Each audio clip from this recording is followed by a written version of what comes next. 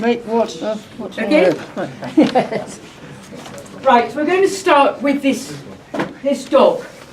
This dog, when we met, was in a rough, stony, barren area next to a very opulent Airbnb.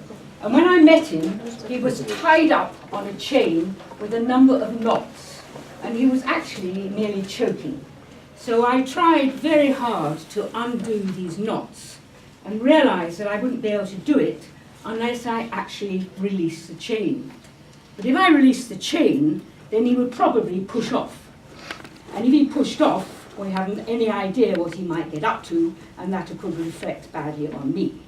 But I decided to let him go, and immediately I let it go, all the knots unraveled. And he did push off. And some of you will understand better than I that he had a great time because he peed for the first time in his life against vertical posts. And, well, you know, I won't go into that. So this was the story. It was the knots that got me, because it struck me that each knot impacted on the other. And that if you were going to get any solution to this misery, you were going to have to release it. And what was also interesting, when he pushed off and I called him back, he came back. He came back because my voice was quite gentle and he wasn't frightened. And it struck me also that if it's bearable, then people will stay and people will come over. But let's look at the knots. They're knots in Palestine. They're knots in Israel. They're knots in the international community. They're knots in the UK. And they're knots in Brighton. And these discordant voices are feeding the discord. There is wealth in Palestine. There are traders who are rich because they have either collaborated or they have acquiesced. And there are traders who are miserably poor. There is the Palestine Authority, which used to be a beacon of hope and now is actually hated by most Palestinians. There are camps which are people are sitting and living in appalling conditions, but likewise, like those conditions, there are young people in Palestine who look at the people in the camps and say, they're just stealing the electricity from the town. That cynicism that we have to people who are unemployed. The same sort of black-white to people. And then the most tragic thing for me, when I spoke to two professors, what about the future? And they said, well, Gaza will go to Egypt and maybe Jordan will have the rest. What?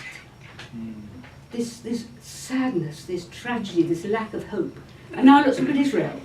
We all know about the bad things. We know about the settlements, we know about occupation, we know about everything else. But there's a good side too. The soldiers that are breaking the silence.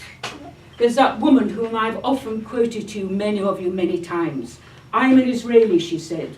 My parents are pioneers. My grandparents died in Auschwitz. But I want the world to know that what Israel is doing is wrong. So in Israel, there are the discordant voices. And then we come to the international community. Oh, that's lovely, isn't it? You know, it's all illegal, but the veto and the veto and the veto. It's impotent. It's impotent. And then we come to the United Kingdom, and we are impotent too. Because our military and our government and our arms industry, and what else have we got? Oh, the judiciary, and even the high echelons of university being infiltrated so you can hardly breathe anymore. And we are complicit in this. And then we come to Brighton. Hello, Brighton. You think Brighton might be better? Well, it's not better. Because why the Palestinians have begged us not to accept this international declaration about anti-Semitism, our council has accepted it. With all the implications, it could be that this meeting could be seen to be anti-Semitic.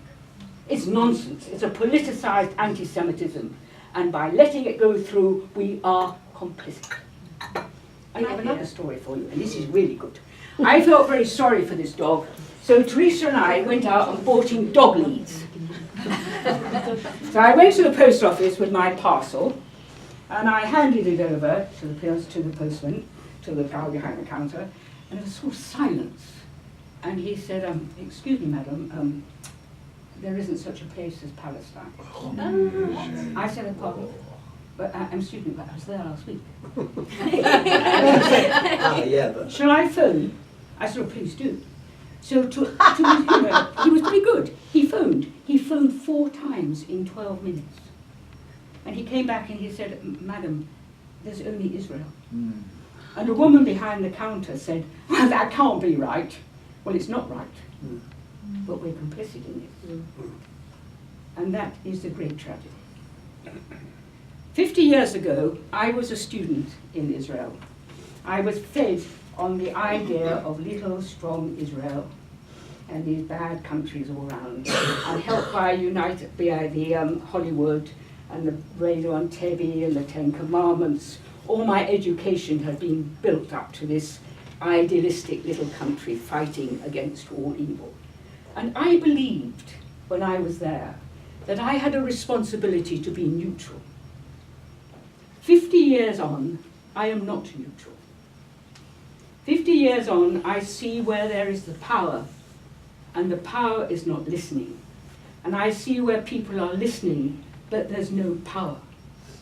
Now, I listened to that dog, but one morning there's going to be no one listening. And he will choke, and he'll die. And if we don't listen to Palestine, they'll choke it, and it will die. And I commend you this quotation: the hottest places in hell are reserved for those who in times of moral crisis maintain their neutrality.